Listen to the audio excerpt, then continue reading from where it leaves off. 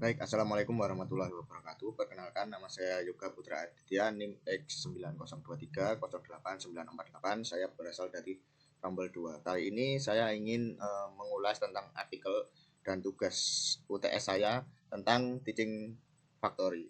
Nah, kenapa saya mengangkat Teaching Factory sebagai judul yang menurut saya menarik untuk penerapan budaya industri atau budaya kerja di SMK, yaitu sudah tidak perlu dipertanyakan lagi bahwa terwujudnya Teaching Factory atau TEFA yang baik di sekolah menengah kejuruan atau SMK merupakan tantangan yang besar.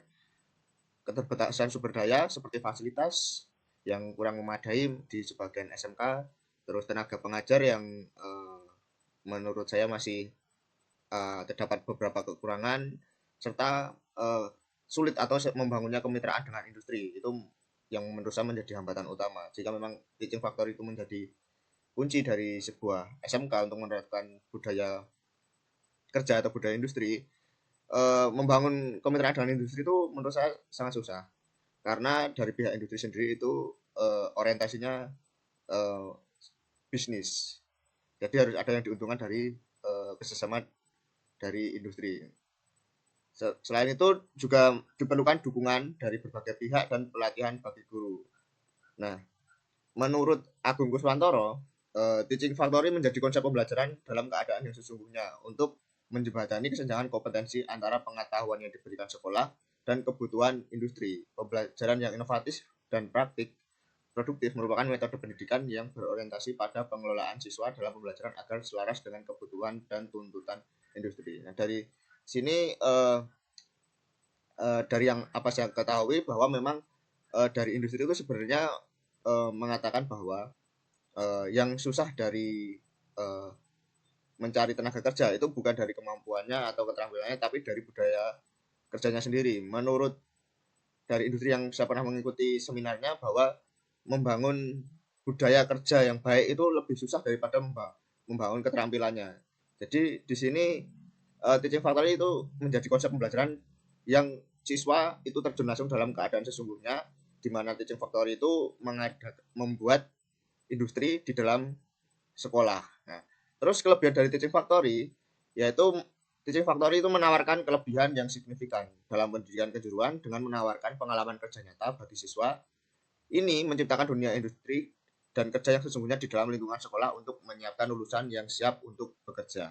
Nah, salah satu kelebihannya sendiri yang tadi saya sebutkan bahwa dengan Teaching Factory sendiri sekolah menjadi mempunyai kemitraan, mempunyai kolaborasi dengan pihak industri, sehingga dengan channel industri yang banyak, lulusan akan lebih mudah terserap karena sudah mengetahui industri yang ada di sekitar sekolah. Selain itu, pembelajaran juga menjadi praktis. Ini memungkinkan untuk siswa menerapkan pengetahuan teori dalam konteks dunia nyata, yang ini menurut saya bisa meningkatkan kemampuan pemecahan masalah dan membuat siswa itu berpikir kritis. Selain itu, dengan adanya Teaching Factory yang mungkin yang saya ketahui itu di kelas 3 ya, itu membuat keterampilan dari siswa itu lebih berkembang karena di kelas 3 siswa sudah istilahnya mengikuti simulasi bekerja di kegiatan sekolah. Jadi langsung tidak hanya sebatas teori, tapi sudah uh, melaksanakan kegiatan yang seperti di industri. Selain itu, dengan kemitraan dengan industri dan pelaksanaan TEFA, menurut saya ini juga menjadikan kurikulum yang dibuat di sekolah itu menjadi selaras dan selalu mengikuti apa yang ada di industri atau di PT. Nah, tapi menurut saya Teaching Factory ini susah dilaksanakan karena terdapat beberapa tantangan yang menghambat pelaksanaan Teaching Factory. Seperti yang saya tuliskan di sini, implementasi Teaching Factory di sekolah menengah kejuruan tidak terlepas dari beberapa tantangan yang perlu diatasi, seperti keterbatasan sumber daya, termasuk fasilitas. Ini yang susah bagi sekolah-sekolah kecil mengadakan Teaching Factory itu susah karena fasilitasnya kurang, sehingga jika mengadakan Teaching Factory untuk pekerjaan yang terus-menerus dan siswa melaksanakannya bebarengan itu akan susah karena tidak terdapat fasilitas dan peralatan yang memadai. Selain itu, tenaga pengajar yang memadai itu juga beberapa sekolah saya rasa kesusahan karena pekerjaan yang awalnya mengajar jadi harus mengawasi dan mendapat tugas tambahan. Itu adalah salah satunya.